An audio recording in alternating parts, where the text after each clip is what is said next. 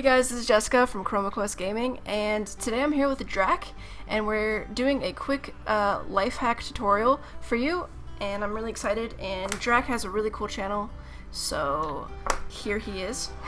Yeah, hi everybody. I'm glad to be here over on ChromaQuest Gaming. Yeah, it's going to be a good episode, and hopefully you guys can learn some things. So, our first little tip for you today is to do with heat and healing in the desert. So, you're in the desert and you've taken a little bit of damage and you have eaten so that you can regain some health. You now need to sleep by a fire. However, if you come over here and put a fire down out in the sunlight, you will see that it says it is too hot to sleep by the fire. That's because it has a direct line of sight up to the sky and up to the sun. So, it's going to not let you sleep by this fire. To fix this, what you want to do is come into any building or any type of shade, put down your fire just like this, and as you can see, you can quite happily sleep by this fire, no problems at all.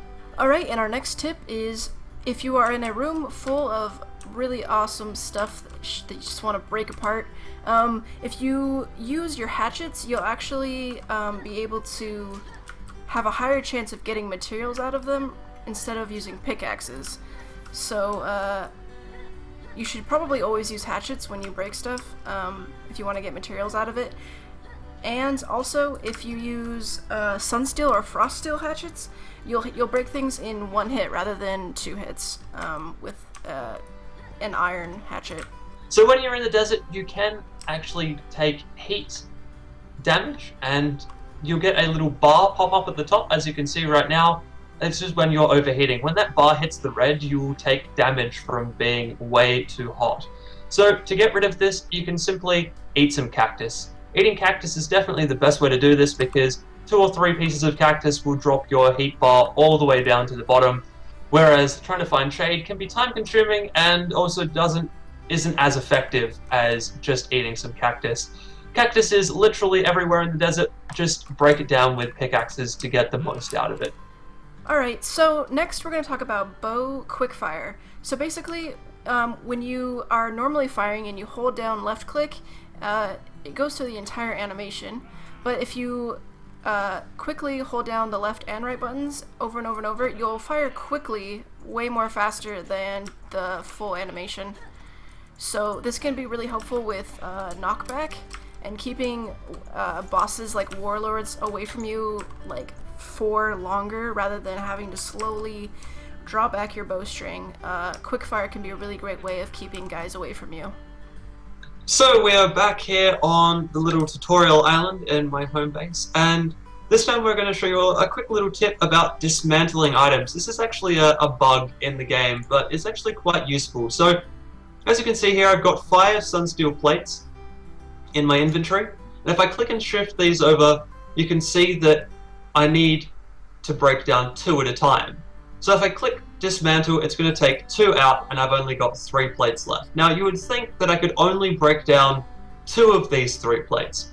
However, there's a slight bug at the moment that allows me to, by rapid fire clicking this dismantle button, I can actually dismantle all of them just like this. So as you can see, I dismantled it, I don't have any plates left, and I now have 9 sunsteel ore in my inventory. So this is just a quick little bug. It is a little bit cheaty, but it is a way of breaking down all of those items that you have, even if you've got an uneven number of plates or rods or anything like that. It works for anything that you can break down in large stacks like that. So our next tip is going to be something called Rucksack Jumping, and Drac is actually the one that came up with this, but I just want to give you guys an example. So here is a 1 high block. Now you can walk over this normally. Here's a 2 high block. You can jump on top of this. And here's a 3 high block. Now normally you cannot jump on top of this.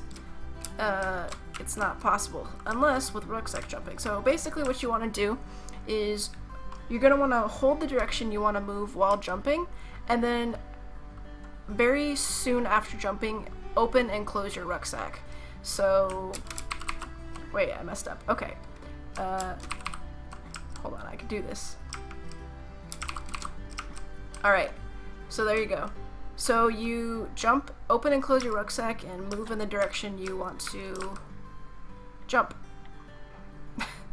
Okay, This one does take a little bit of practice to get right, but once you get it right, you can rucksack jump a fair distance. You can definitely go up 3 blocks, and it is very useful for stuff like getting around the hub and getting to places you normally can't get to in the hub. Yeah, exactly.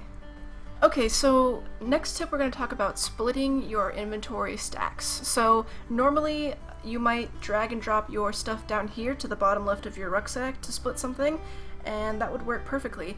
Or a faster and more easier way to do it is to hold down the shift button, and you can either left click to do one at a time and pick your own number and then use these arrows, or you can shift right click and it'll split it in half, and then it'll give you half of it in your hand and leave half of it in your rucksack. So that's a much easier way of splitting your inventory items.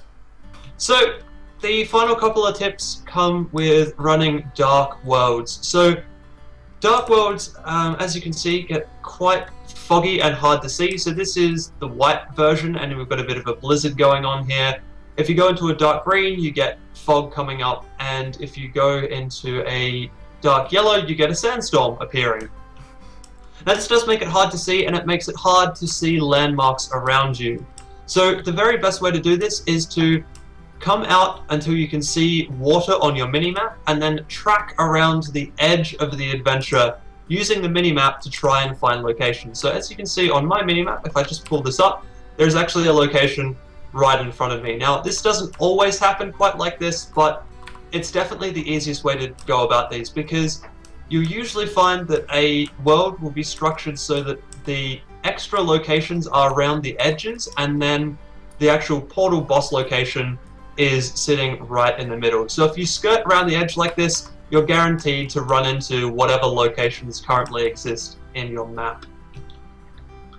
And finally, there's a quick tip to beat the cold. So as you can see, my bar is getting pretty low. I'm really cold right now.